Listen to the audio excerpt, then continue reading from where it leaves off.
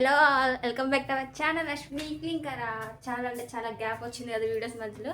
So అందుకనే ఈరోజు మనం పరిచయం చేసుకునే ముందు అందరు బాగున్నారా అండి? సో అందరు బాగున్నారని కోరుకుంటాం, ఇంకోటి బాగున్నాము.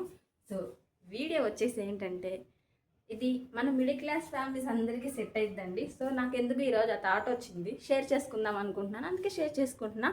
సో ఈ వీడియో చూసే ముందు లైక్ చేయండి, షేర్ చేయండి, సబ్స్క్రైబ్ చేసుకోవడం మాత్రం మర్చిపోకండి. ఇంకా మనం వీడియోలోకి వెళ్ళిపోదామా? సో నేను ఈరోజు చెప్పే ప్రాసెస్ ఒక్క పాయింట్ కూడా పోకూడదండి. నేనైతే నోట్స్ కూడా రాసుకున్నా. సో ఏంటి చూసి చెప్తున్నా అనుకోకండి, నేను పాయింట్స్ మర్చిపోతానని రాసుకొని చెప్తున్నా. ఒక్కటి కూడా మిస్ అవ్వకూడదని నేను రాసుకున్నది డయాగ్రామ్ కూడా వేసా. అవన్నీ ఎందుకు వేసానో నేను మీకు ఈ వీడియోలో తెలియజేయబోతున్నాను. అసలు నాది ఒక క్వశ్చన్ అండి, అసలు మన మిడిల్ క్లాస్ ఫ్యామిలీలో మనీ ఎందుకు నిలవు, ఉండవు అసలుకి? దేనివల్ల అసలు ఖర్చు అయిపోతుంది? అనవసరంగా మనం స్పెండ్ చేస్తున్నామా? ఇంకా వీటి దాని మీద అక్కర్లేని వాటికి, చిన్నవాటి పెద్ద వాటికి అన్నిటికీ అవసరం యూజ్ చేయకుండా అనవసరం వాటికి ఎక్కువ యూజ్ చేస్తున్నాము. అవన్నీ మనం ఈరోజు అంచనాలో వేసేసుకుందాము. సో ఈరోజు టాపిక్ వచ్చేసి మిడిల్ క్లాస్లో డబ్బుల్ని ఎలా సేవ్ చేసుకొని ఎలా హ్యాపీగా లీడ్ చేద్దాం లైఫ్ని అనేది. మనలో చాలామంది ఒక మాట తరచూ చెప్తుంటాం, అదేంటో తెలుసా? అదేంటంటే ఈ నెల కూడా డబ్బులు సేవ్ కాలేదు. ఎందుకు సేవ్ కాలేదు? ఇట్లా అద్దె కడుతున్నాం, జీతం వస్తుంది, బిల్లులు కడుతున్నాము, ఈఎంఐలు కడుతున్నాము, ఇంకా ఎక్కడ ఉంటుంది చెప్పండి? ఖర్చులు పెట్టేస్తాం. ఇలా చివరికి అకౌంట్ చూస్తే మళ్ళీ జీరోలో ఉండిపోతుంది. ఇది కేవలం మన సమస్య కాదు, ఇది మన మధ్య తరగతిలో ఉండే ఫ్యామిలీస్ అందరు ఎదుర్కొనే సమస్య అని నేను అనుకుంటున్నాను. Right or not say? రియాలిటీకి వస్తే మన మిడిల్ క్లాస్ ఫ్యామిలీకి ఎన్నో బాధ్యతలు ఉంటాయి, ఒక ప్రత్యేకమైన జీవితం ఉంటుంది. అందులో ఒక లగ్జరీస్ ఉండవు, ఓన్లీ బాధ్యతలు మాత్రం ఎక్కువగా ఉంటాయి. ఇంటి అద్దె, కరెంటు బిల్లు, పిల్లల చదువు, మెడికల్ ఖర్చులు, ఫ్యామిలీ నీడ్స్, ఇలాగా సంపాదించిన డబ్బంతా ఎక్కడికో వెళ్ళిపోతుంది. మనం అసలుకి ఒక్క రూపాయి కూడా సేవింగ్ అనేది ఉండట్లేదు కదా. సో ఎలా సేవ్ చేసుకుందాము? ఇంకా నెక్స్ట్ చెప్పబోతున్నాను. దాంట్లో మనం చేస్తున్న మిస్టేక్స్ 4 ఉన్నాయి అని నేను అనుకుంటున్నా. ఆ 4 మిస్టేక్స్ మీతో షేర్ చేసుకుంటున్నాను. ఫస్ట్ పాయింట్ వచ్చేసి చిన్న చిన్న ఖర్చులను పట్టించుకోకుండా ఉండడం. సో చిన్న చిన్న ఖర్చులు పట్టించుకోక ఉండడం ఏంటంటే, రోజుకి మనం 50 రూపాయలు ఖర్చు చేస్తే ఏమవుతుంది? 100 రూపాయలేగా అలా థింక్ చేసి ఖర్చు చేస్తూ ఉంటాం కదా. 50 × 30 days = 1500 ఖర్చు అవుతుంది. చూడండి, 100 ఖర్చు అవుతుంది అండ్ సంవత్సరానికి వచ్చేసి 18,000. ఒక్కసారి థింక్ చేయండి, మనకి తెలియకుండానే చిన్న ఖర్చులు ఒక పెద్ద మొత్తాలుగా మారిపోతున్నాయి కదా. సో అందుకే చిన్న చిన్న ఖర్చుల్ని అలా తగ్గించుకుందాం, నేర్చేసుకుందాం. అలాగా మనం చిన్న చిన్న ఖర్చులు ఏముంది పోనీలే అని పట్టించుకోవాలి. పట్టించుకుంటేనే మన సేవింగ్స్ అనేవి మన ఖాతాలో ఉంటాయి. సో ఏదైనా నీడ్ ఉంటేనే, అవసరం ఉంటేనే వాడతాం, అనవసరంగా ఎందుకు వాడుకోవడం, అంతే కదా పాయింట్. అండ్ సెకండ్ పాయింట్ వచ్చేసి ఏంటంటే, ఇతరులతో పోల్చుకుంటాం, కంపారిజన్ ఉండిద్ది. ముందుగా ఇండియాలో అయితే ఎక్కడ చూసినా కంపారిజన్. వాళ్ళు చూసి మనం నేర్చుకోవాలి, వీళ్ళని చూసి నేర్చుకోవడం ఓకే. వాళ్ళు చేశారని మనం చేయడం, వాళ్ళు ఉన్నారని మనం కొనడం ఎందుకు? అదంతా మనకున్నంతలో మనమే కొనుక్కోవాలి కదా.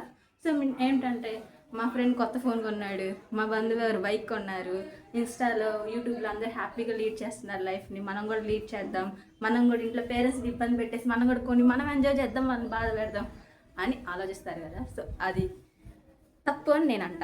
వాళ్ళే కొనిస్తారు, పిల్లలు హ్యాపీగా ఉండాలి, సంతోషంగా ఉండాలి అని కొనిస్తారు. కానీ బాధపడేది, కట్టే డబ్బులన్నీ వాళ్ళే కదా, మనం కాదు కదా.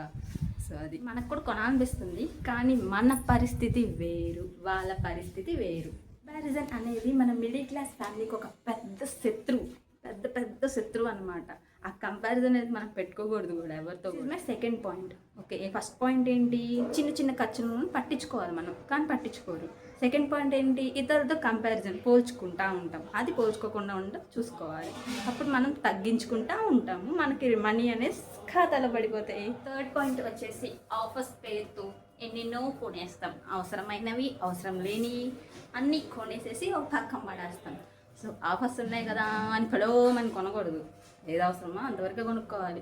ఒకవేళ ఉన్నాయా, ఒకటో రెండో, ఎందుకు అన్నీ కొనుక్కోవడం? ఆఫర్స్ పెడతానే ఉంటాడు వాడు. తనే అమెజాన్, ఫ్లిప్కార్ట్ సేల్ అని వస్తూ ఉంటాయి కదా. సో చాలామంది అవసరం అనవసరం అని వెంటనే కొనేస్తూ ఉంటారు. కానీ మనం ఒక ప్రశ్న వేసుకుందామా, ఇది మనకు అవసరమా? ఇప్పుడు అంత అత్యంత అవసరమా? అంత అర్జెంట్? అంత ఇంపార్టెంట్ అయితే కొనుక్కుంటాం, అది మనకే తెలుసు.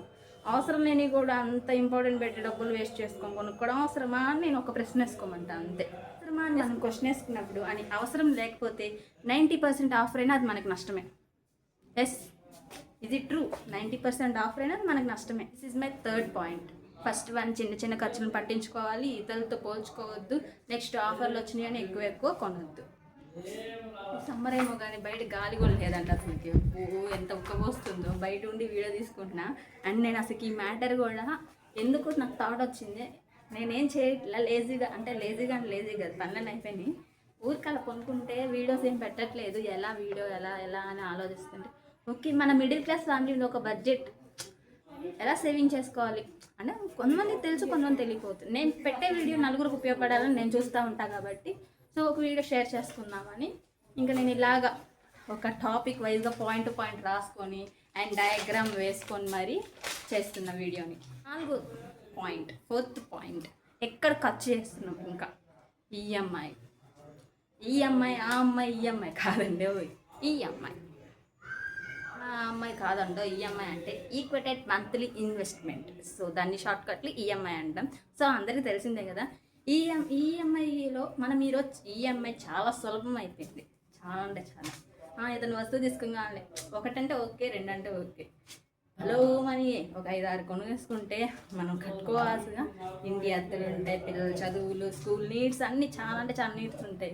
ఇటు ఖర్చు అంతా ఈఎంఐలకు పోతే ఇంకెక్కడి నుంచి వస్తాయి. సో మనకి 999 ఈఎంఐ అంటే 999 రూపీస్ ఈఎంఐ, 1499 రూపీస్ ఈఎంఐ మనకి చాలా అంటే చాలా చిన్న చిన్న మొత్తాలుగా కనిపిస్తాయి.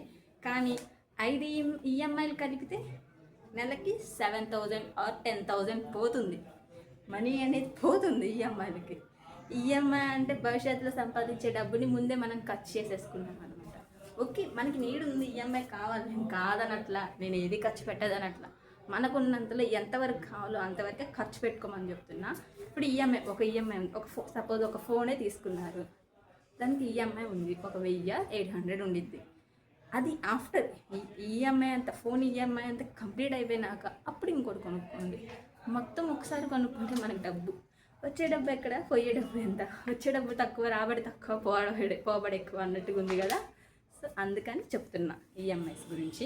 ఇంకా 4th పాయింట్ అయితే కంప్లీట్ అయ్యింది. పాయింట్స్ నేర్చుకున్నాం దీంట్లో మనం 4 పాయింట్స్. 1, చిన్న చిన్న వాటికి పట్టించుకోవాలి, ఖర్చులు చేయొద్దు. నెక్స్ట్ ఇతరులతో కంపారిజన్ వద్దు. ఆఫర్స్ ఉన్నాయని పలోమని కొనొద్దు, ఎక్కువగా చూసుకొని. ఓకే జ్యువెలరీకి నీకు నీడుందా, కొనుక్కో, అవసరమైంది. అక్కర్లేని అవసరం లేని కూడా తక్కువలో ఉన్నాయని తీసుకుందాం అనుకుంటారు కదా, ఆ విషయాలు చెప్తున్నా. నెక్స్ట్ ఈఎంఐ చెప్పా కదా, క్లారిటీగా ఇచ్చాను కదా. సో ఇది మనం వీటిని కనుక రెడ్యూస్ చేసుకుంటే మనకి రాబడి తక్కువ వచ్చినా పోబడి ఎక్కువ పోకుండా ఉన్నంతలో చేసుకొని సేవింగ్స్ అనేది మనం వెనకాల వేసేసుకోవచ్చు. 4 పాయింట్స్ అయిపోయినాయి కదా. ఇప్పుడు నేను ఇంక చెప్పబోతున్నాను, ఫైనల్గా వచ్చేసాను. మీకు ఇంకా విసుగు తెప్పించుకోదలుచుకోవట్లేదు. నెక్స్ట్ డబ్బు సేవ్ చేయడానికి మనం ఫాలో అయ్యే రూల్ చెప్పనా? ఏంటంటే మనకి బాగా ఉపయోగపడే ఒక రూల్ అండి ఇది. ఏంటంటే ఒకవేళ జీతం వచ్చింది అనుకో, జీతం వచ్చిన వెంటనే ఒక 10% పక్కన పెట్టేయండి. తర్వాత మిగిలిన ఖర్చులకు వాడేసుకుందాం. ఇక్కడ ఏమవుతుంది, మొత్తం మిగిలిన ఖర్చులన్నిటికీ వాడినాక మిగిలినదాన్ని సేవ్ చేస్తున్నారు. దానికన్నా ముందు ఒక 10% తీసి పక్కన పెట్టుకుంటే సేవ్ చేసుకున్నట్టు ఉండిద్ది.